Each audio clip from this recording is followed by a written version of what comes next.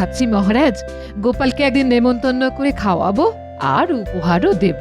কেন কেন কেন? গোপাল আবার কি এমন মহাকাজ করলো যে তুমি ওকে রাজবাড়িতে নেমন্তন্ন করে খাওয়াবে, উপহার দেবে? গোপালের মতো বুদ্ধিমান মানুষ শুধু কৃষ্ণনগরে কেন, ভূভারতে আছে বলে আমার জানা নেই। খুব তো গোপাল গোপাল করছো, কিন্তু আমার মনে হয় গোপালের বুদ্ধি থাকলেও খুব একটা বেশি নয়। তাহলে প্রমাণ করে দেখান। ঠিক আছে, ঠিক আছে, আমি প্রমাণ করে দেখাবো যে গোপালকে তুমি যতটা বুদ্ধিমান বলছো, গোপাল আসলে ততটা বুদ্ধিমান নয়। ওই বুদ্ধির পরীক্ষায় ওকে আমি হারাবোই হারাবো। চেষ্টা করে দেখতেই পারেন, তবে আবারও বলছি মহারাজ, বুদ্ধির পরীক্ষায় গোপালকে আপনি কোনো মতেই হারাতে পারবেন না। বাজি? হ্যাঁ বাজি, 100 বার। দেখো দিদা, দেখো না কিরকম মানুষের মতো খাচ্ছে। খেতে খেতে আবার কিরকম চোখ পিটপিট করছে।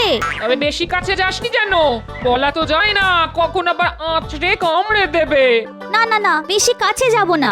এই হনুমান, কলা খাবি? জয় জগন্নাথ দেখতে যাবি?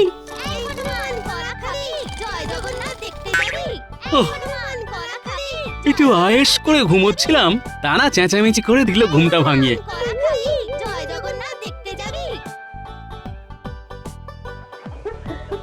এই এই কোন হনুমানের দল এমন করে চেঁচাচ্ছে রে? সাত সকালে এসব কি হচ্ছে শুনি? দেখো দেখো দাদু, কত কত হনুমান এসেছে। আর আমরা এদের কলা খাওয়াচ্ছি। বুঝতে পেরেছি, কাল গাছ থেকে যে কাঁঠালি কলার কাঁদিটা কেটে নামালাম সেটা দিয়েই বুঝি হনুমান সেবা হচ্ছে। হ্যাঁ গো হ্যাঁ, সকালবেলা এসে হাত পেতে খাবার চাইছিল, ঘরে তো আর কিছু ছিল না, তাই কলা দিয়েই। বুঝেছি, তাহলে আর কি করা যাবে? নিজের সেবার জন্য কেটে আনা কলার কাঁদি এখন হনুমানের সেবাতেই লাগুক। দে রে পুটি, আমাকেও গোটা চারটে কলা দে, আমিও হনুমানদের সেবা করব। এ কি দাদু, হনুমানদের দেবে বলে নিজেই মুখে পুড়ে নিলে? আগে নিজের সেবা, পরে হনুমান। এই হনুমান, কলা খাবি? জয় জগন্নাথ দেখতে যাবি? কি কি বললি? আমি হনুমান? শুধু হনুমান নয়, একেবারে গোদা হনুমান।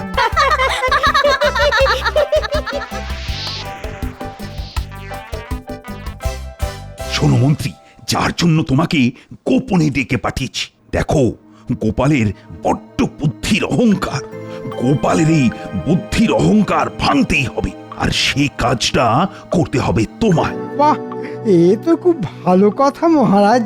দেখবেন বুদ্ধির খেলায় ওকে ঠিক কাজ করে দেব।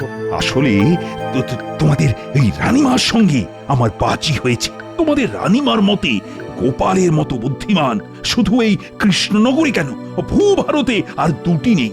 আপনি নিশ্চিন্ত থাকুন মহারাজ, এমন মাথা খেলিয়ে বুদ্ধি বের করব না যাতে গোপালও জব্দ হবে আর রানীমার কাছেও আপনার মুখ পুড়বে না। বাহ বাহ, এই না হলে আমার মন্ত্রী। তাহলে কাজে লেগে পড়ো।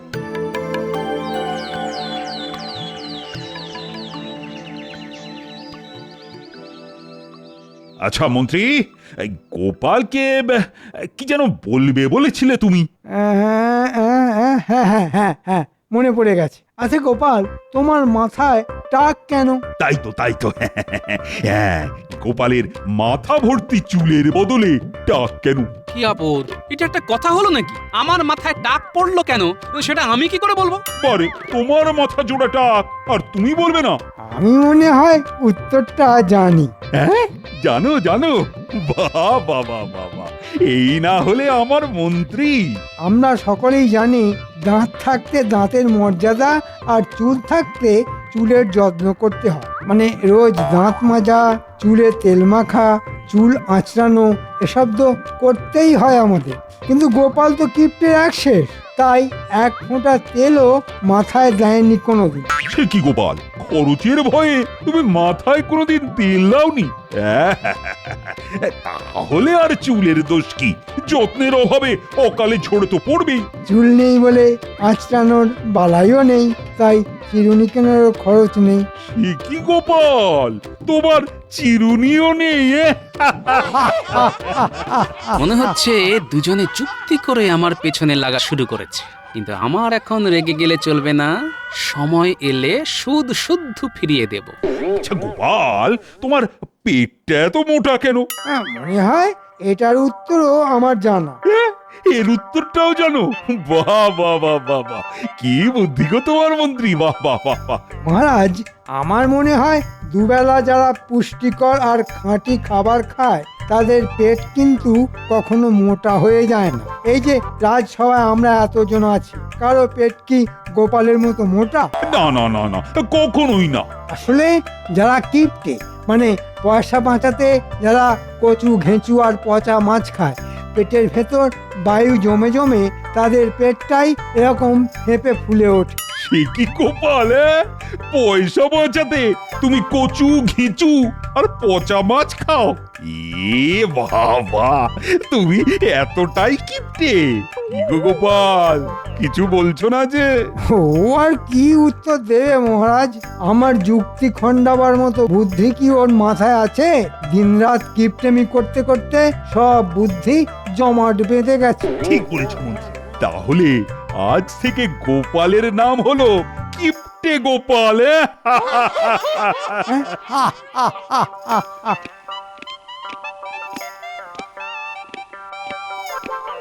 মহারাজ, মহারাজ, এক দল হনুমান এসে আপনার ওই ফলের বাগান একেবারে তছনছ করে দিচ্ছে। সে কি? চলো তো, চলো তো দেখি।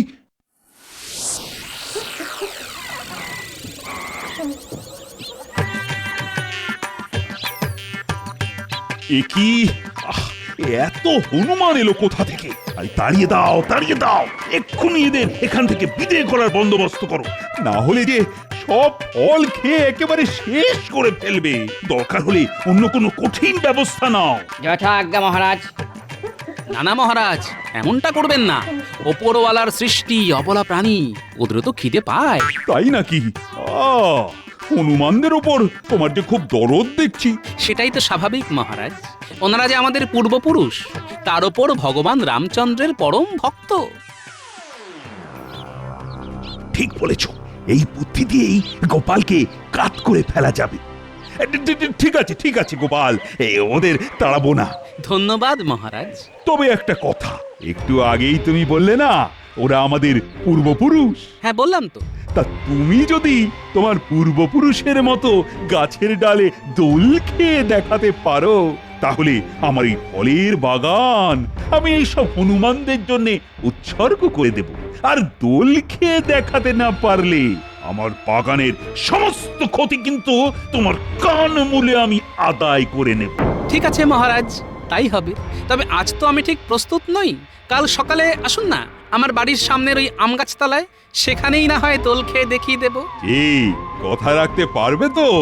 না পারলে তো কানমলা আছেই। আজ তাহলে আমি আসি মহারাজ, একটু দোল খাওয়া অভ্যেস করে নিতে হবে তো। হ্যাঁ হ্যাঁ, যাও যাও, যত ইচ্ছে অভ্যেস করো। তোমরাও সকলে বাড়ি চলে যাও।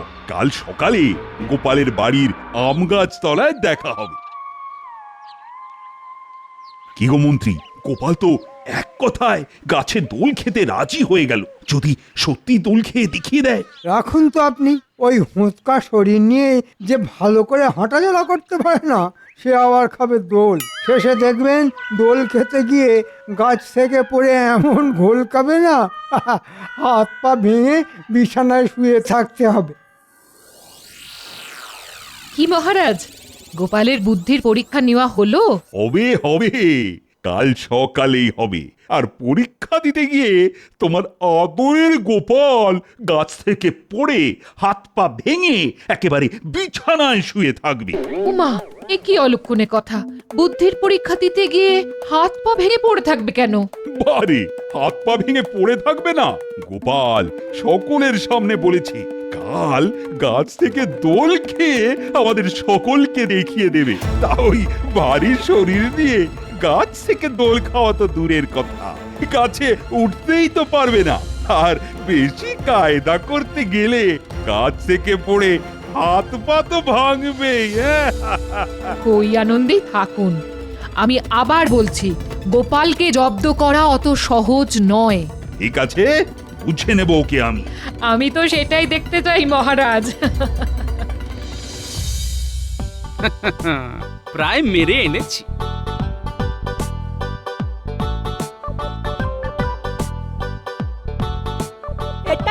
বানাচ্ছ গো দাদু? দোলনা রে দোলনা, এই দোলনা থেকে আমরা সবাই দোল খাবো। কি মজা কি মজা, আমি দোল খাবো আর এরা ঠেলবে। তোকে ঠেলতে আমার বয়েই গেছে। আমি দোল খাবো আর তোরা ঠেলবি। ইস, শখ কত! উনি কোন মহারাজ এলেন যে ওকে ঠেলতে হবে? আর তুই কোন দেশের মহারানী রে? এই নিজেদের মধ্যে ঝগড়া থামা দেখি।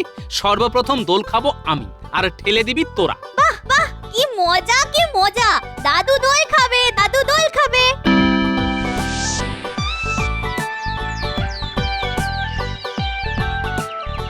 আজ দেখবো গোপালের কেরামতি, কি করে গাছে উঠে দোল খেতে পারে। আমি আবার বলছি মহারাজ, গোপালের দ্বারা এই কর্ম হবে না, কারণ গোপালের পুরুং পারুং সব মুখে, তাই গোপাল আজ হারবেই। কি জানি বাবা, গোপাল কি করে হারবে?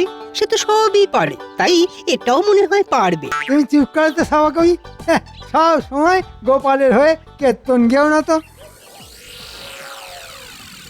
সুপ্রভাত মহারাজ, আসুন আসুন। হ্যাঁ? গোপাল, তুমি? আমি কিন্তু কথা রেখেছি মহারাজ। আমার পূর্বপুরুষদের মতো মহানন্দে গাছ থেকে দোল খাচ্ছি। শুধু পূর্বপুরুষদের থেকে আমার বুদ্ধি একটু বেশি বলে ওদের মতো গাছের ডালে না উঠে গাছের ডালে দোলনা লাগিয়ে দোল খাচ্ছি। মহারাজ ইচ্ছে করলে আপনিও আমার সঙ্গে দোল খেতে পারেন। যা চলে, গোপাল তো বুদ্ধির জোরে ঠিক আমাকে জব্দ করে দিল। কি মন্ত্রী, এ তো এককাল মাছি হয়ে গেল। বলি, এবার কি হবে? কি হলো মহারাজ? আরে বাবা, মন্ত্রী মশাইয়ের সাথে গুজুর গুজুর না করে দোলনায় দোল খান, খেলে শরীর মন সব হালকা হয়ে যাবে। না না, মানে আমি দোল খেতে পারবো না। কেন মহারাজ? বুদ্ধির খেলায় আমাকে খোল খাওয়াতে পারলেন না বলে মন খারাপ হয়ে গেল? হ্যাঁ, তুমি চুপ করো তো গোপাল। ঠিক আছে ঠিক আছে, তাহলে আর একটা মাত্র কথা বলেই চুপ করে যাব। মহারাজ, আপনার ওই সাধের ফলের বাগান তাহলে আমার পূর্বপুরুষদের দিয়ে দিচ্ছেন তো? হ্যাঁ হ্যাঁ, দেবেন দেবেন, তবে তবে আর একটা কাজ করে যদি দেখাতে পারো। বলেই দেখুন না, ঠিক পারবো। ভালো করে ভেবে বলো গোপাল, না পারলে কিন্তু মহারাজ তোমাকে এই কৃষ্ণনগর থেকে তাড়িয়ে দেবেন। আরে এত রহস্য না করে বলেই ফেলুন না কি কাজ। মহারাজ, তাহলে বলেই ফেলি। মন্ত্রী এবার হয়তো একটা জবরদস্ত কোনো মতলব এঁটেছে।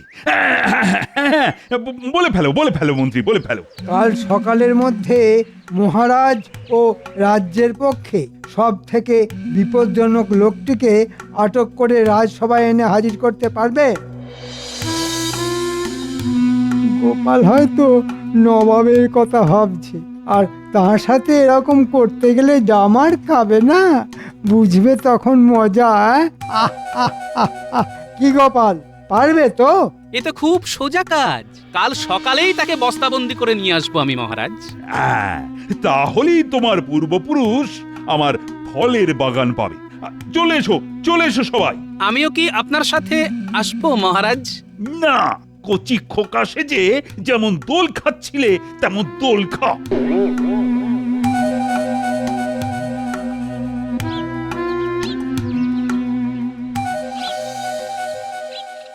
বুদ্ধির পরীক্ষায় হারাতে না পেরে মহারাজের মাথাটা বড্ড গরম হয়ে গেছে দেখছি। শোন, তোদের সঙ্গে আমার কিছু কথা আছে। বলো।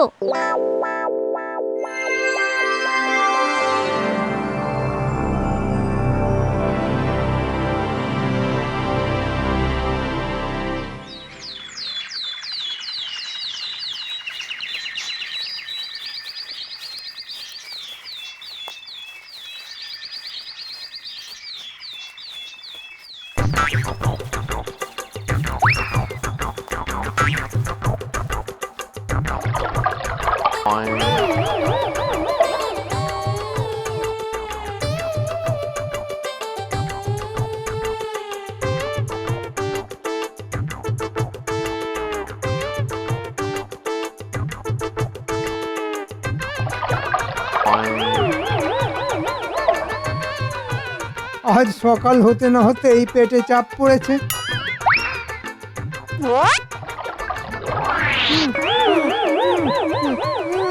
এবার বস্তাবন্দি মন্ত্রী মশাইকে টেনে নিয়ে যেতে হবে। এই ও মারু, এই অর্থরা হেইও এই ও মারো এই ও। অর্থরা হেইও আজ গোপাল সেই বিপজ্জনক লোকটিকে রাজসভায় এনে হাজির করবে। গোপাল যদি সেই বিপজ্জনক লোকটিকে ধরে আনতে পারে তাহলে আমাদের সকলের হাড় জুড়োয়। কিন্তু কিন্তু গোপালের এখনো দেখা নেই কেন? শুধু গোপাল কেন, মন্ত্রীরও তো দেখা নেই।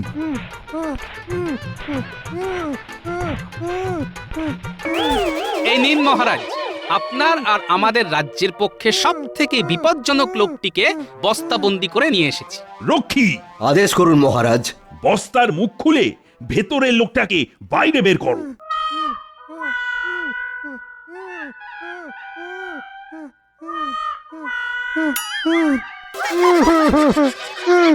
এটা এটা আমার প্রতি কিরকম ব্যবহার হলো মহারাজ? আরে এ তো মন্ত্রী। ও গোপাল, গোপাল, এ তুমি কি করেছো?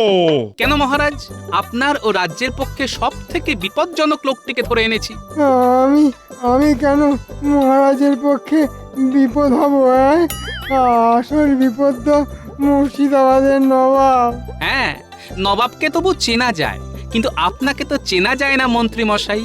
বন্ধু সেজে আপনি যে বহুবার মহারাজকে চরম বিপদে ফেলার চেষ্টা করেছেন তার প্রমাণ তো অতীতে আমরা অনেকবার পেয়েছি মন্ত্রী মশাই। কি মহারাজ, ঠিক বলছি তো?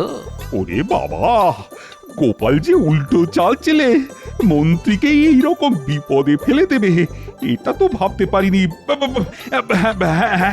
মানে এটা হয়তো তুমি ঠিকই বলছো গোপাল, কিন্তু সাত সকালে এভাবে মন্ত্রীকে ধরে আনা কি তোমার উচিত হয়েছে বলো তো? হ্যাঁ, তার উপর সকালের ইয়েটাও করতে দেয়নি। মহারাজ, আমি আর এসবের মধ্যে নেই। এরপর গোপালের পেছনে লাগতে গেলে ও হয়তো আমাকে আকাশের তারা করে ছেড়ে দেবে। তবে বাবা, ওরে বাবা, কি প্রচণ্ড বেগ আসছে! ওরে বাবা, আমি পালাই মহারাজ, আমি পালাই। ওহ, গোপালকে এবারও বুদ্ধির খেলায় হারাতে পারা গেল না। তবে আমিও ছাড়বার পাত্র নই। মন্ত্রী মন্ত্রী কি যেন বলে গেল না, আকাশের তারা। হ্যাঁ হ্যাঁ, ওই ওই ওই তারা দিয়েই আমি গোপালকে জব্দ করে ছাড়বো। কি মহারাজ, এবার আপনার ওই ফলের বাগানটা আমার পূর্বপুরুষদের উদ্দেশ্যে নিবেদন করবেন তো? করবো তো বটেই, করবো তো বটেই। তবে আর একটা কাজ যদি করে দেখাতে পারো। আবার কাজ? একটা ফলের বাগানের বিনিময়ে এতগুলো কাজ করিয়ে নেওয়া কি ঠিক হচ্ছে মহারাজ? ঠিক কি বেঠিক সেটা আমি বুঝবো। তাহলে বলে ফেলুন, কি কাজ? বুঝলে, আমার অনেক দিনের ইচ্ছে আকাশে কতগুলি তারা আছে তা জানার। বাবা, একেবারে আকাশের তারা গোনার কাজ? হ্যাঁ হ্যাঁ, তোমার তো অনেক বুদ্ধি। তাই যদি আকাশের সমস্ত তারা গুনে আমাকে বলে দাও, তাহলে আমার ইচ্ছেও পূরণ হবে, আর আমিও হনুমানদের জন্য ফলের বাগানও দিয়ে দেব। ঠিক আছে মহারাজ, আমি রাজি। তা কখন গুনতে হবে আকাশের তারা? আজ রাতে। হ্যাঁ হ্যাঁ, তুমি রাত জেগে সব ঠিকঠাক গুনছো কিনা তার জন্য সেনাপতি তোমাকে পাহারাও দেবে। আমাকে আবার এর মধ্যে টানছেন কেন মহারাজ? কোনো টানাটানি নয়, এটা আমার আদেশ। যাও যাও গোপাল, কাল সকালে এসে আমায় বলতে হবে আকাশের তারার সংখ্যা কত। ঠিক আছে, তবে তারা গুনবো রাজবাড়ির ছাদে দাঁড়িয়ে। কি রাজি তো মহারাজ? হ্যাঁ হ্যাঁ, রাজি রাজি। কি গোপাল, তোমার তারা গোনা হলো? এদিকে যে আমার যে ঘুম পাচ্ছে, একটু ঘুমিয়েই নি। শোনো গোপাল, এইসব কথা আবার মহারাজকে বলো না যেন। হ্যাঁ, আরে খেপেছো নাকি? কাল সকালে আমি তো শুধু মহারাজকে একটা কথাই বলবো, রাতের আকাশে তারার সংখ্যা কত।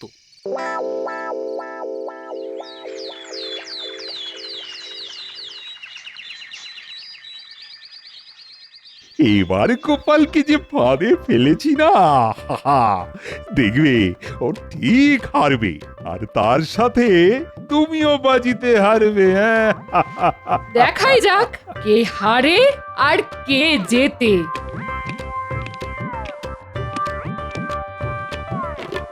ভেতরে আসবো মহারাজ? হ্যাঁ, এসো এসো। তা রাত জেগে আকাশের সব তারা গুনেছ তো? হ্যাঁ মহারাজ, সব তারা গুনে ফেলেছি। বাহ বাহ বাহ, খুব ভালো। এবার তাহলে চটপট বলে ফেলো দেখি, আকাশে তারার সংখ্যা কত?